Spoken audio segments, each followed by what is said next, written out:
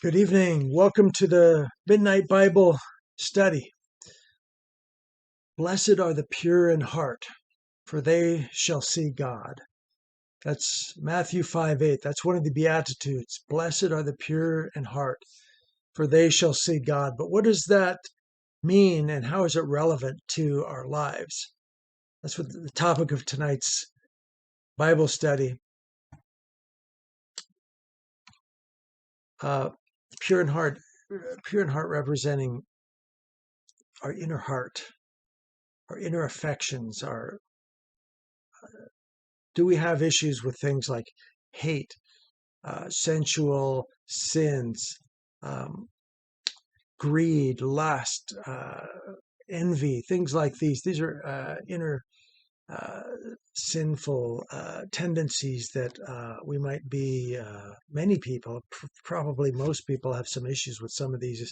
Some of these, and so that's why it's a constant battle. That's why we need to be pure in heart. Blessed are the pure in heart, for they shall see God. So, how do we have a pure heart? How can we, is it even possible to have a pure heart? I believe we can do better than we're doing currently, and I believe we can probably come close to it. But I also believe that the battle will go on. It's going to be a continual battle. There's endless spiritual warfare going on, and we're probably under attack at sometimes, whether we know it or not. And so the battle goes on. Blessed are the pure in heart, for they shall see God. Now, James 3:11 and 12, right, says, "For now we see." Oh, okay. Blessed are the pure in heart, for they shall see. For the second part there, for they shall see God. Well, what does that mean? I personally, have I seen God? Has He manifested? Has He appeared before me? No, I haven't. I've heard people say things like they have. I've had auspicious dreams. So, what exactly is being suggested in James 3:11 and 12? Blessed are the pure in heart, or I'm sorry, Matthew 5:8. Blessed are the pure in heart, for they shall see God. Well, who is seeing God? I'm not really sure. I'm not sure if I am ready to see God, or I'm not sure that I even want to at this time, until I maybe I fear God. But James 3:11 and 12 says, "For now we see in a mirror dimly." So then, as we can fight the good fight and the battle goes on, and we aim for purity of heart. And how do we do that? How do we overcome enemies like inner affections like lust and hate and greed and envy? These are things that affect so many people. And how do we combat these things? Well, that's the topic tonight, is how to do that. And it has a lot to do with some of the Bible scriptures we're going to cover in the next few minutes. And if we are successful, if we make progress, what does that mean? Does that mean we're going to see God? Um, I think we can see God in many ways in our life, probably every day. We can see His influence in our life, in the providence, God's providence in our life, the blessings in our life, answers to prayers, and things like this. But James 3:11 and 12 says, "For now we see in a mirror dimly." So that's what I'm saying. I'm not sure I'm not, they shall see God.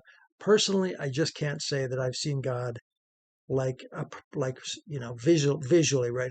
Visually, I haven't had an appearance of a visitation like that. So if some people have, they have, for different reasons, maybe they did.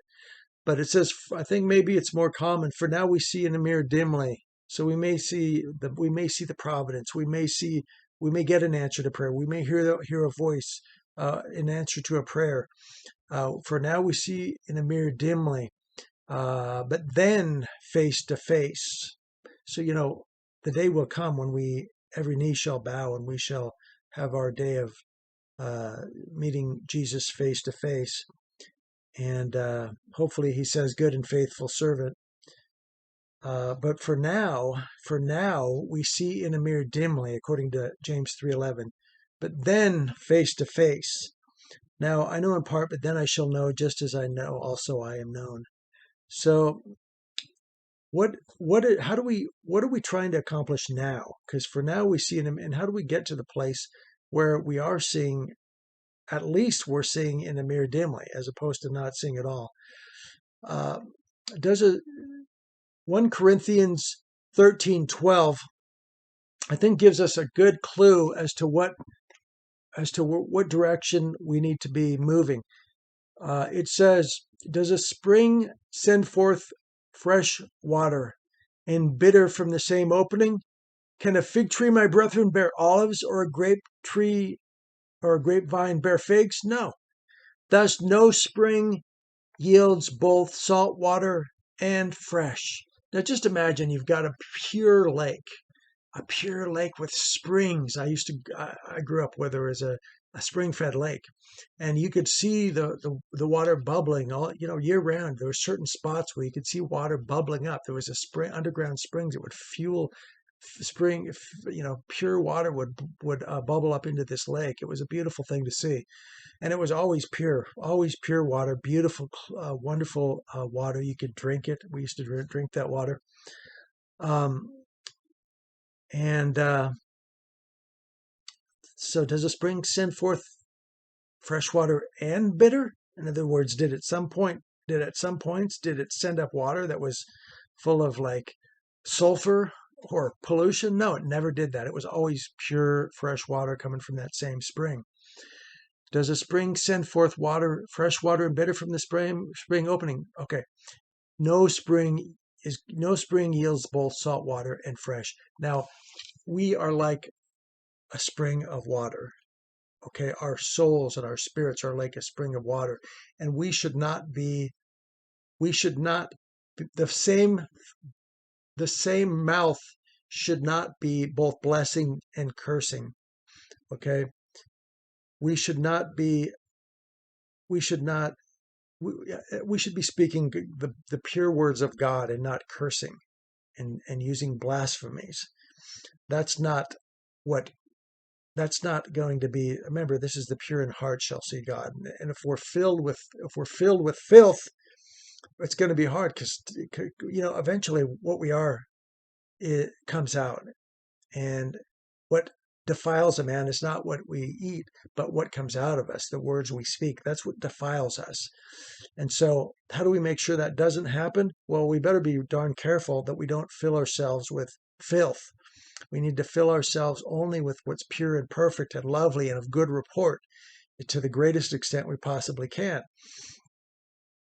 So Matthew 7:17-20 says, "So every tree bears good fruit, but the bad tree bears bad fruit." So if we're filled with filth and negativity and dirty and hateful and envy and those kind of lusty and carnal thoughts, that's eventually what's going to come out perhaps with our bad language, the things we say, the things we focus on.